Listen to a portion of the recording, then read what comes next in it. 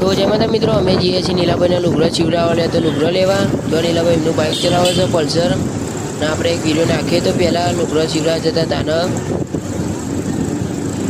તો આપણે મળીએ તો જઈને જો આપણે આવી જઈએ છીએ લુગડો ચીવડાવવા તો જુઓ નીલાભાઈ આગળ છે. જઈએ હવે અંદર.